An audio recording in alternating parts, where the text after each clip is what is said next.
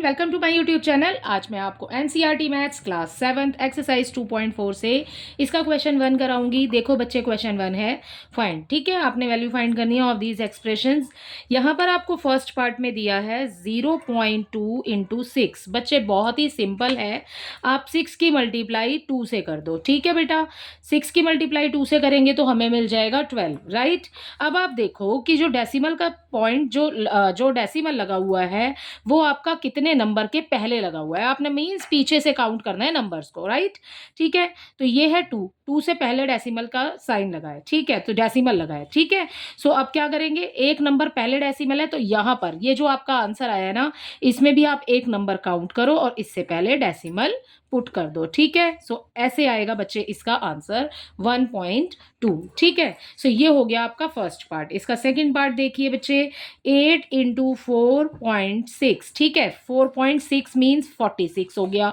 ठीक है, अगर आपको ऐसे नहीं आता तो बेटा आप यहाँ लिख के कर सकते हैं, 46 लिखा ऊपर, ठीक है, 8 लिखा नीचे। ठीक है, अब आपके पास ये 46 नहीं है, 4.6 है, राइट। सो मैंने 46 लिखा है, आप इसी तरीके से मल्टीप्लाई करना, उसके बाद हम डेसिमल बाद में लगा लेंगे। ठीक है, तो 8 6 48। ठीक है, यहाँ पर आ गया 4। ठीक है, अब 8 4 32 एंड 4 ये हो जाएगा 36। ठीक है, अब आप देखो एक नंबर से पहले डेसिमल लगा है तो यहाँ पर पीछे से गिन के एक नंबर पहले डेसिमल पुट कर दो तो इसका आंसर हो जाएगा 36.8। ठीक है, आप साइड में मल्टीप्लाई करके भी इसको कर सकते हैं सॉल्व, राइट। सो ये हो गया इसका सेकेंड पार्ट। इसका थर्ड पार्ट देखिए, इसके थर्ड पार्ट में बच्चे हमें नंबर दिया है 2.71 इंटू 5। ठीक है, डायरेक्ट मल्टीप्लाई कर सकते हैं तो डायरेक्ट भी कर दो। देखो कैसे, 5 की मल्टीप्लाई पहले 1 से करनी है, 5 1 जा 5 हो गया, 5 7 जा 35 करेंगे तो यहाँ पर आ जाएगा 5। ठीक है, हासिल आ जाएगा हमारे पास 3, राइट। 5 की मल्टीप्लाई 2 से करेंगे तो 10 हो जाएगा और उसमें 3 प्लस करेंगे तो ये हो जाएगा 13। अब आप देखो कितने नंबर पहले डेसिमल लगाए, 1 2, 2 नंबर पहले डेसिमल लगाए, 2 नंबर गिन के उसके पहले आपने डेसिमल लगाना है। ठीक है, बस आपको इसी तरीके से करते चले जाना है। इसका फोर्थ पार्ट देखिए बेटा, इसके फोर्थ पार्ट में आपको नंबर दिया है 20.1 इंटू 4। ठीक है, तो यहाँ लिख लेते हैं 20.1 इंटू 4। ठीक है, अब आपको नहीं समझ आ रहा है तो आप यहाँ पर उतारो 20.1, ठीक है, इंटू 4, राइट। मल्टीप्लाई कर दो, 4 1 जा 4। ठीक है, डेसिमल अभी नहीं लगाना आपने, 4 की मल्टीप्लाई 0 से तो होगी नहीं। ठीक है, 0 ही आ जाएगा, 4 2 जा हो जाएगा 8। अब आप देखो कितने नंबर पहले डेसिमल लगाए, 1 प्लेस पर आपको 1 प्लेस के बाद में आपके आगे डेसिमल लगाए तो आप यहाँ पर डेसिमल पुट कर देंगे तो इसका आंसर हो जाएगा बेटा 80.4। ठीक है, अगला देखिए, इसके नेक्स्ट वाले पार्ट में आपको नंबर दिया है फिफ्थ पार्ट में 005.7। ठीक है, देखो 005.7, 7 की मल्टीप्लाई आपने पहले 5 से करनी है, 7 5 जा 35 तो ये आ गया 35। पूरा इसलिए लिखा है बच्चे क्योंकि आगे बेटा 0 लिखा है। ठीक है, और कितने नंबर पहले डेसिमल है, एक नंबर पहले डेसिमल है, सो यहाँ पर एक नंबर पहले ही डेसिमल लगा देंगे। सो इसका आंसर हो जाएगा 3.5। ठीक है, और नेक्स्ट देखिए बच्चे, फिफ्थ में हमारा 0.05 है बेटा। ठीक है, सो ऐसे नहीं होगा, 0.05 है, 0.05 है। ओके, इसकी मल्टीप्लाई आपने 7 से करनी है, राइट। तो देखो 7 की मल्टीप्लाई 5 से करेंगे, वही है 35 आ जाएगा।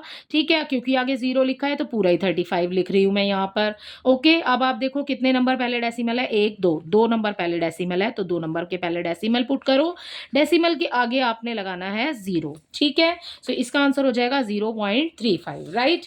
सो नेक्स्ट देखिए, यहाँ पर सिक्स में आपको 211, ठीक है, 6 पार्ट कर रहे हैं इसका, 211.02 इंटू 4। ठीक है, 02 इंटू 4। ठीक है, ये पूरा नंबर आप यहाँ लिख लो, आगे वाला। ठीक है, यहाँ लिख लेते हैं 211.02 और इसकी मल्टीप्लाई 4 से कर रहे हैं, मैं डेसिमल नहीं लगा रही हूँ इसमें।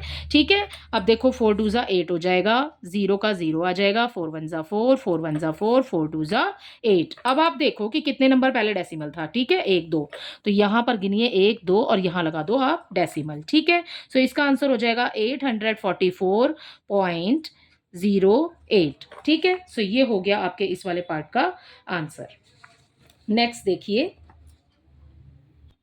नेक्स्ट पार्ट इज इंटू 0.86, ठीक है।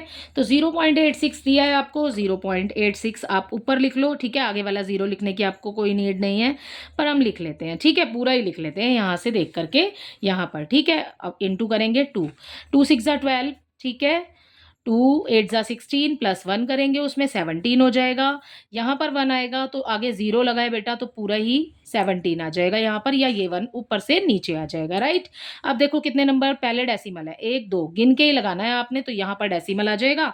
सो इसका आंसर हो जाएगा 1.72। यही है आपके क्वेश्चन नंबर 1 के आंसर्स। आई होप इसका क्वेश्चन 1 आपको बहुत अच्छे से समझ आया होगा। अगला क्वेश्चन देखते हैं, next question. The second question is find the area of rectangle. Rectangle आपको दिया हुआ है, यहाँ पर आपको लेंथ और ब्रेथ दी हुई है रेक्टेंगल की, ठीक है। सो आपको बताना है एरिया, एरिया फाइंड करना है हमें इस क्वेश्चन के अंदर। The length is 5.7 centimetre and the breadth is 3 centimetre, ठीक है। सो अब यहाँ पर अपने नेक्स्ट वाले क्वेश्चन का आंसर लिख रहे हैं, सॉल्यूशन नंबर 2। सो हमें दिया हुआ है बच्चे सबसे पहले लेंथ, तो यहाँ लिख लेंगे हम अपनी length. Length is equal to 5.7 centimetre, right. And next दिया है हमें ब्रेथ, तो ब्रेथ इज 3 सेंटीमीटर, ठीक है। सो ये आपने क्या फाइंड करना है इस क्वेश्चन में, एरिया ऑफ रेक्टेंगल, ठीक है। एरिया ऑफ रेक्टेंगल, सो यहाँ लिखा है area of rectangle. Area of rectangle का फॉर्मूला होता है बेटा लेंथ इंटू ब्रेथ, ठीक है। तो यहाँ फॉर्मूला लिख लेंगे अपना length into breadth,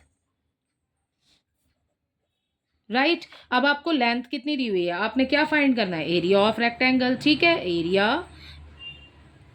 of rectangle is equal to length कितनी दी है आपको 5.7 सेंटीमीटर, ब्रेथ कितनी दी है आपको 3 सेंटीमीटर।